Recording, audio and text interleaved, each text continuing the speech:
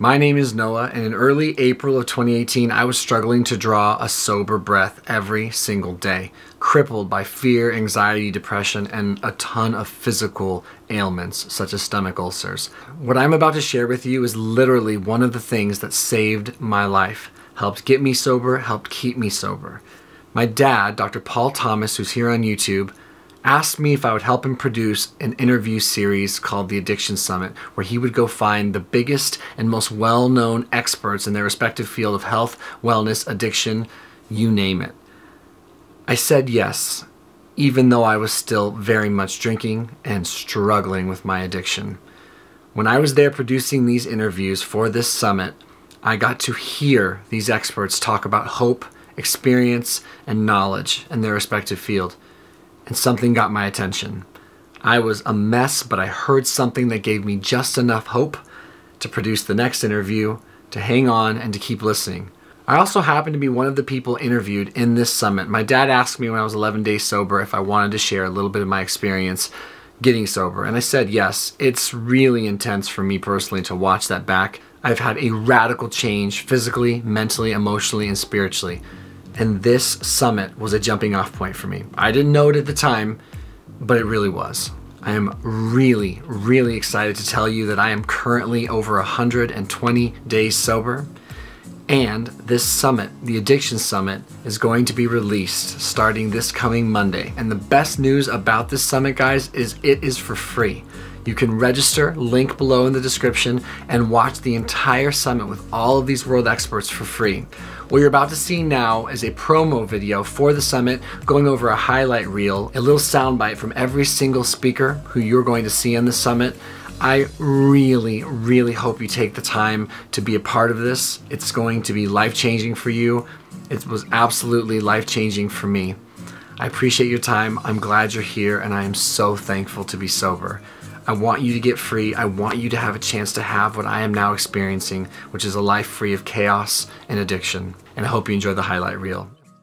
Hey, Dr. Paul here. I wanted to take a moment to introduce the Addiction Summit. I host the Addiction Summit. It's free, it's online, it runs August 13 to 19. You just need to sign up. The link's in the description, and you can watch 28 interviews that I host that will teach you everything you might possibly ever want to know about addictions, anxiety, depression, anything you might be struggling with, whether it's food, screen time, relationships. It's covered, and your way out is covered. You're gonna get a few clips right now so you can get just a taste of the kind of stuff we have on this summit. The last communication I had with her, which was just a few weeks before she died, she said, "Mommy," she called me Mommy even at 30 years old. She said, "Mommy, I'm so proud of you." She was never proud of me.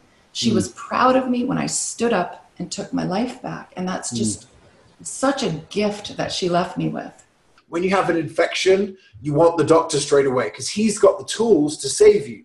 In addiction, he doesn't. In fact, he has the tools that got you into this place in many cases. If you're addiction to prescriptive medication, he's the only one that could have got you there.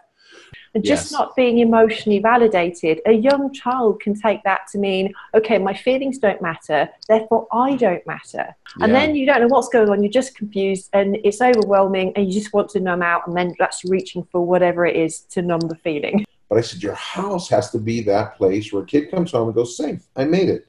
The world may beep on me, but I know here at home my parents aren't. I started focusing on my own self-care. Things that made me feel good. I started going back to church. I started doing charity work. All the things I had stopped doing for years because I was on his illness. You've got to start by believing that you have value on this planet. That gives people so much hope that it's okay. It's all okay, and we all have the opportunity and the right to be happy. I did actually naturally come to this understanding about food addiction through personal struggle, but then the literature was so interesting when it came to, these foods actually being kind of like drugs. You liberate yourself from the food craving cycle and this constant need to put more food in and get it out. You'd be surprised at how much less we really do need to feel well. The industry, the grain and the dairy industry, has done such a great job of marketing garbage food that's highly addictive to the mass populace, and our society has done a really good job of socially accepting self-destruction through food. I think that digital detox is so important. I think that happens too, though. I understand about cravings completely, but also I think addictions can become habits. So I realized I'm not hungry, but I'm going to eat. I still do it. I'm still guilty at night that I want to go downstairs and get that food. If I didn't drink, I was miserable. If I did drink, I was miserable. And so I was pretty much miserable. And what do you do when you're miserable? You drink more to numb the misery. There's a lot that I love about my life. And so for me, it's a matter of dancing with stress in a different way, like really investing in my resilience. Because we now have an understanding of how changes in the gut can affect the brain and mood. What would be great is for each of you to get a mirror, look in the mirror, and say the following: I love you, and I'm going to do everything I can to help you. And the complexity of natural foods is the secret to being healthy and living a long life. You know, share with people, hey, you know, I've been free from addiction for a week. And when you do that, you inspire other people.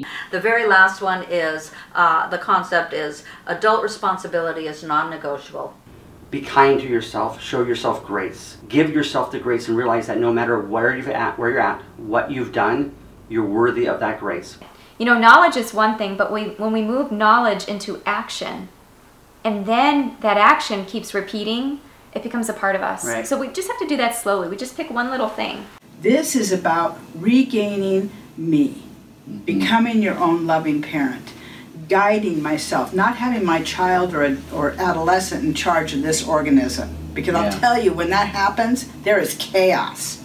And then so I use fitness as a tool, you know, as an accountability partner. I realized that going to the gym hungover or after smoking weed, like I didn't get the results, I didn't have a good workout. And I really did have a cliche and classic experience with alcohol where I tasted it when I was 13 years old, and I thought it was the greatest experience of my entire life. And I can tell you very firmly that I've been chasing that feeling since I was 13. It's innate to us, as humans, to love one another. If you're in a group, if you have friends around, you got a chance. Yeah. And so the suggestion is that from an evolutionary basis, our brains started changing to respond to each other with love to keep us alive.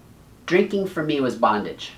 I was in complete bondage. I'd lost the option of choice. If you look at a person for what they are, that's what they'll remain. But if you look at a person for what they could be, that's what they'll become. You have to realize every day there's going to be a lot of stressors that come out. However, we can surround our own selves with gratitude. So the more that we can refocus our thoughts on gratitude, the better off we're going to be. You know, you and your wife did pass on genes and also epigenetic tags to your children, and that means that your children are not doomed, but it means that they are susceptible. There's a big difference. And with your awareness and with your lifestyle changes and your wife's awareness and her lifestyle changes, and also with you being, you know, seeking out ways to mitigate addictive behaviors, then you're going to be a big influence on them. One of the daily reflections the Buddha recommends is reflecting on how everything is impermanent, how everything keeps changing. So that, of course, that means that brings you more into an immediate experience of life to say, oh, this is the only time when I'm going to have this moment, the only time I'm going to have this experience, and to really enjoy it. We're even learning now more than ever how powerful your gut collectively is. When we're talking addiction, Dr. Paul, we're talking about, you know, lots of different factors, but one of the big ones has to do with neurotransmitters. And neurotransmitters right now, we're seeing in the studies, are between 50 and 90% produced in the gut. But I want everyone that's watching that if you have an addiction, it doesn't have to be an eternal addiction. You can conquer it. It can be something that you manage, that you live with, but it doesn't have to be something that ruins your life. Can't wait to see you there. It is free. The link's in the description. I'm really grateful for your time. I'm Dr. Paul.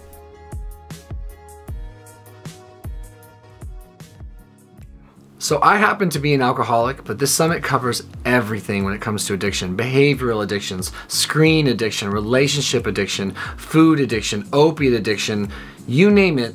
There's an expert on here who's going to cover it. And that is something that I just think is so incredibly powerful, is that we're gonna cover the entire spectrum. So please click that link, register to watch for free.